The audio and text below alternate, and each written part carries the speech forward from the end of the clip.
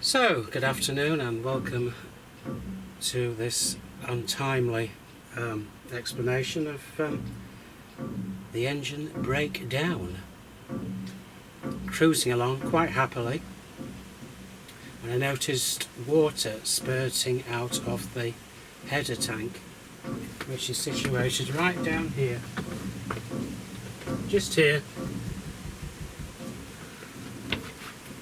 So water was spurting out of the header tank because the engine was overheating. Let me show you the temperature gauge. Just before I show you the temperature gauge, thought I'd just show you some pictures of the engine. This is the Gardner 4LK engine built in 1964, which powers this boat. There's a mains generator as well on the back of the engine. This is the temperature gauge on the Gardner engine model 4LK, and normally she tends to run at about 60 degrees.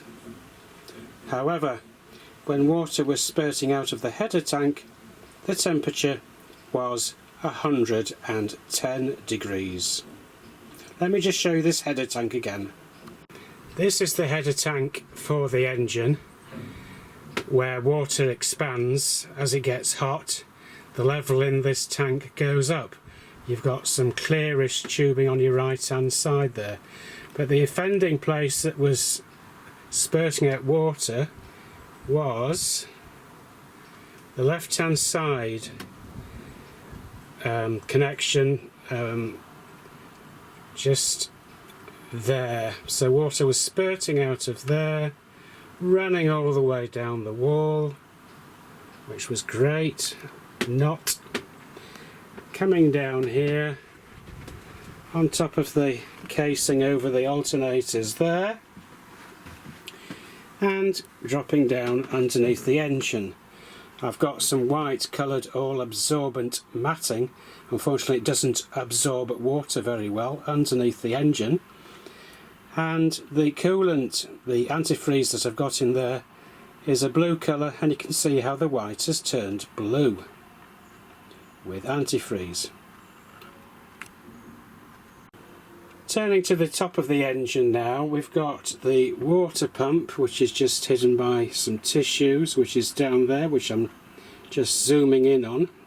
So the water pump is down there, and at the top of the engine is the thermostat housing, which is this object here, the silver coloured object there. There's a thermostat in there which is set at 60 degrees.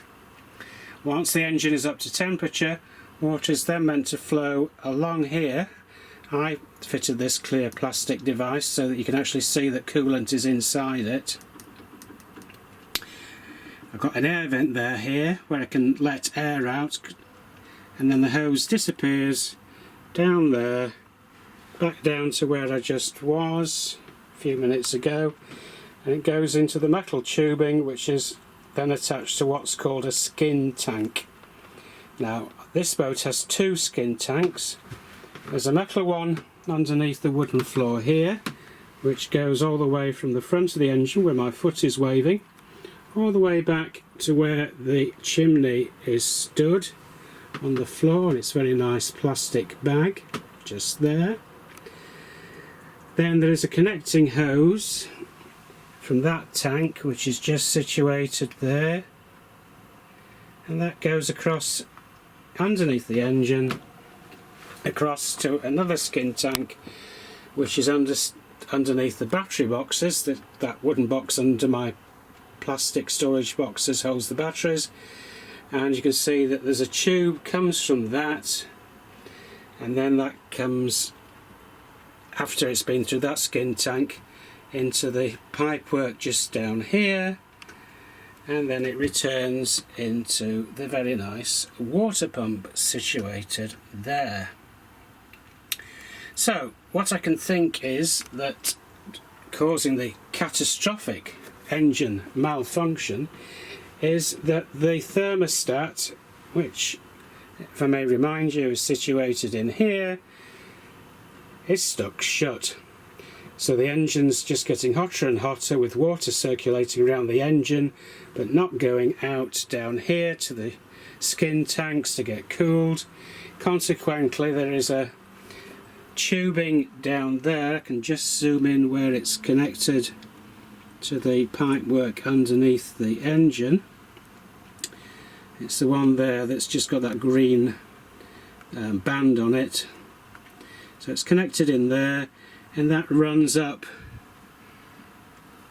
to the connection on the bottom of the header tank, which is a brass fitting, and then it either goes into the header tank via the clear plastic tubing you can see there on the left, or the clear plastic tubing which is situated on the right. So my thoughts are there is still some coolant in the top of the engine. One can just see the level there, and I'm going to disconnect the 3 bolts holding on the pipework to the thermostat housing, take the thermostat out and check whether it's working by putting the thermostat in some hot water. So I've done a couple of things here. One is I've loosened the worm drive clip or Jubilee clip attached to the black hose there, which is causing coolant to drip out and filling this old washing up bowl. And the other is where the header tank is there, the coolant level was up to about the first 2 indentations.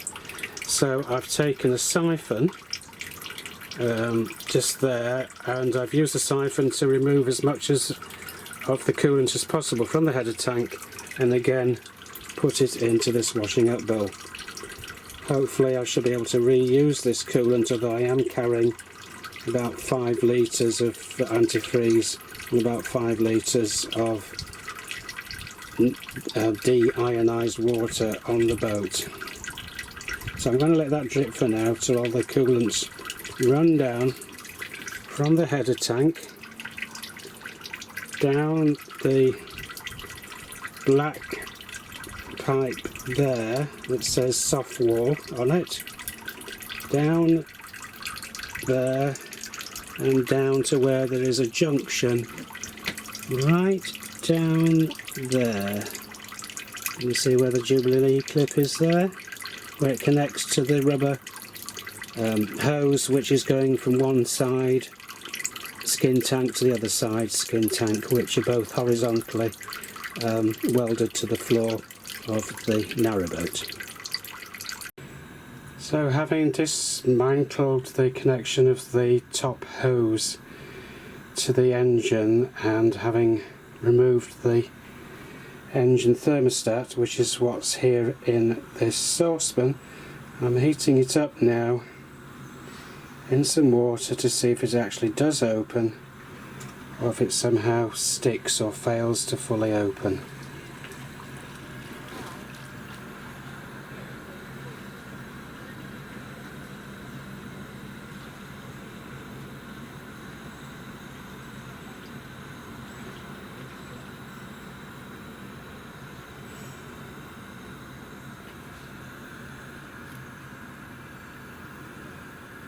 I did clean this thermostat a couple of years ago with some toothpaste because it was rather rusty looking then.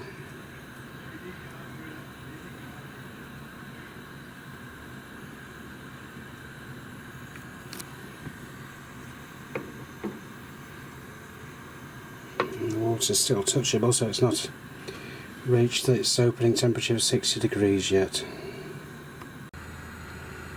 The water's getting hotter. I can see a bit of steam or water vapour coming off it. Just off the water a bit. Yeah, but I can't see that this thermostat's opened at all yet. Still looks shut to me.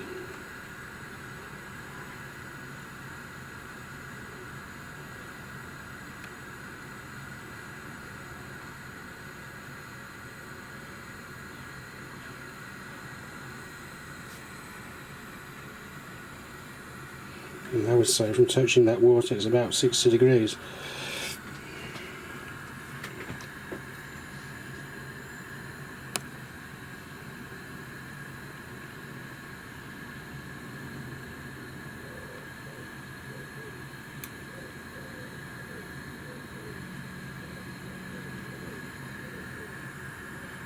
Maybe a bit of movement, maybe.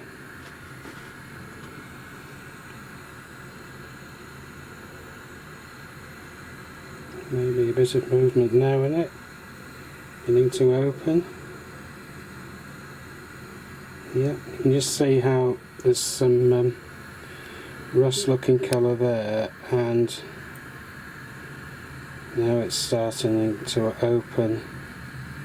You can see a clean shaft.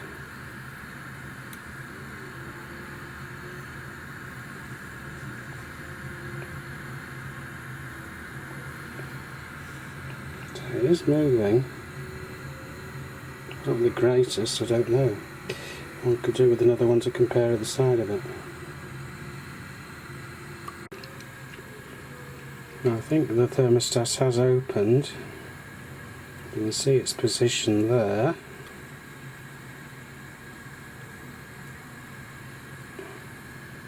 And that clean bit of metal there, so it looks as though it's fully open now.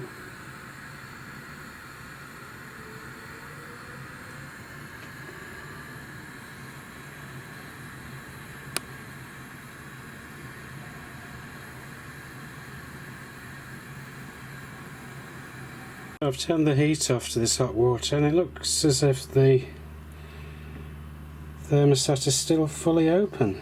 Absolutely fully open.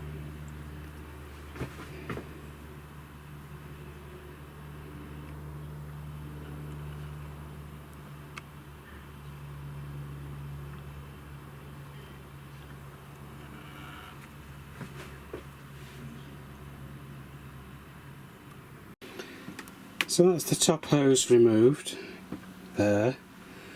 Coolant which will have drained out of the header tank there. That's the components that I have where the thermostat sits, and pipework there joins onto the top hose there. And the thermostat just sits in the end of this housing here. Just there's where the thermostat sits. The sender unit at the back here is the temperature gauge of the engine.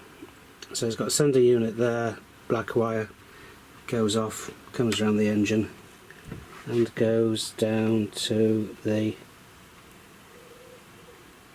engine temperature gauge.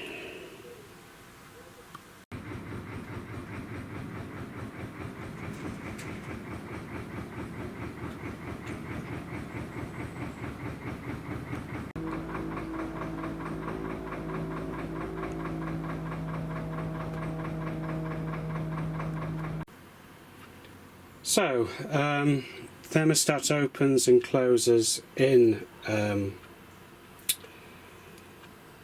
hot water. This is the thermostat.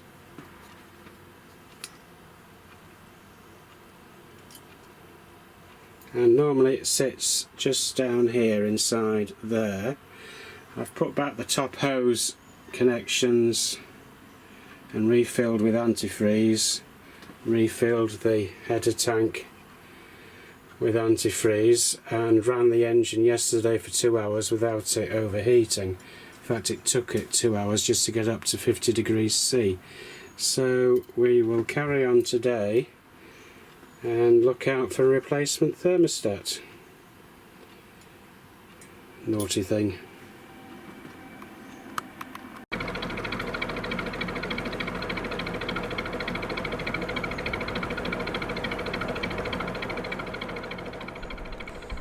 I thought I'd show you a bit of film on our journey to Braunston. This is Norton Junction, where the Leicester arm of the Grand Union joins the main line of the Grand Union. We are now heading towards Braunston Tunnel, which you can see right through to the far end. That little dot is the far end of the tunnel. Just about to go into Braunston Tunnel now. Quite a bit of rubbish has been dumped on the ground there, which is a bit of a shame. And we're going into the tunnel. Braunston Tunnel.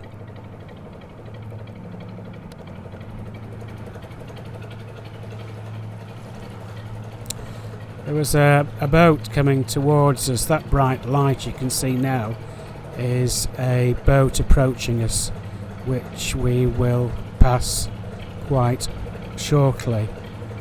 I have to slow right down and kind of hug the wall on the right hand side, and the other boat will be able to pass us with a few inches to spare. It's not something one can do at any speed.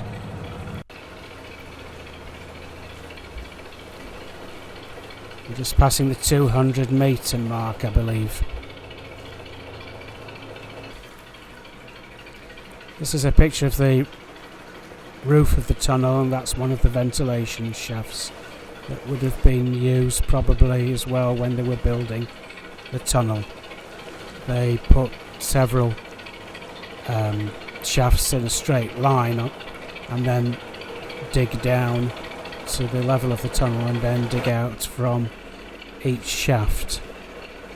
So the tunnel's completed not going just from one end to the other or starting at each end, but actually going down several shafts and digging out from those. This is the other end of Braunston Tunnel, back into the daylight after about 30 minutes cruising in the darkness. That's the northern end of Braunston Tunnel. We then pass down 6 Braunston locks to the town of Braunston itself. I'd arranged to get a replacement thermostat from Paul Redshaw, which is this building just on the right hand side. Unfortunately I couldn't see anywhere to moor up, so I actually ended up going along the next day and picking up a brand new thermostat. So the water overheating situation continues. Started and ran the boat and travelled yesterday, leaving out the thermostat, engine thermostat from the engine. Have been to Tony and Paul Redshaw's in Braunston, picked up a replacement thermostat and a brass ring, which replaces the brass ring on the outside of this thermostat, so that the two, when slotted together, will fit into the thermostat housing on the engine. This can be quite a pricey part. This was a lot cheaper, so I'm just going to put it all back together again and see how the engine runs.